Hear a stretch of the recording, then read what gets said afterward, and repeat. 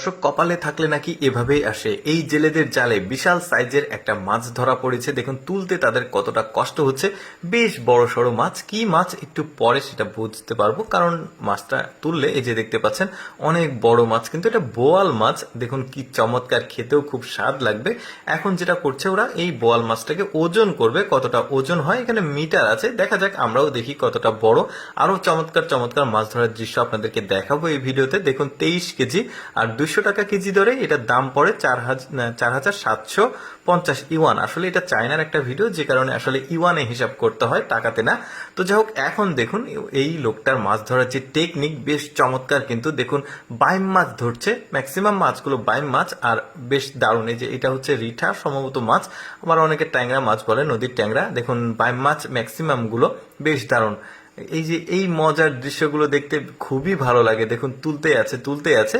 টেকনিকটা কি করেছে আমি বলি আপনাদেরকে। এই নদীতে সে একটা সুতো বড় দড়ি দিয়েছে, আর এই দড়ির ঠিক 4 হাত পর পর একটা করে বড়শি দেওয়া আছে, বড়শির সঙ্গে খাবার লাগানো আছে।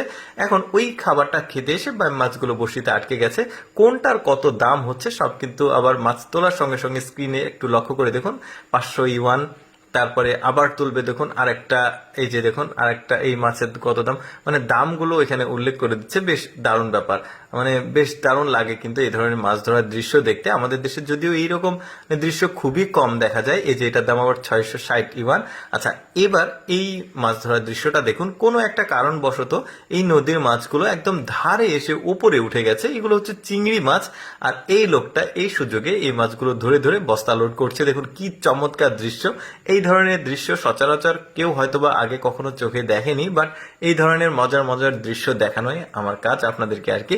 বেশ দারুণ। দেখুন চিংড়ি মাছগুলো আবার ওদের ভয়ে লাফিয়ে লাফিয়ে নিচে চলে যাচ্ছে, কিন্তু ম্যাক্সিমাম গুলো সে কিন্তু ধরতে পারছে। দেখুন কত চমৎকার দৃশ্য, উপরে উঠে এসেছে মাছগুলো পানি থেকে। তারপরে দেখুন এখানে সম্ভবত এটা নদী বা সমুদ্র হবে হয়তো।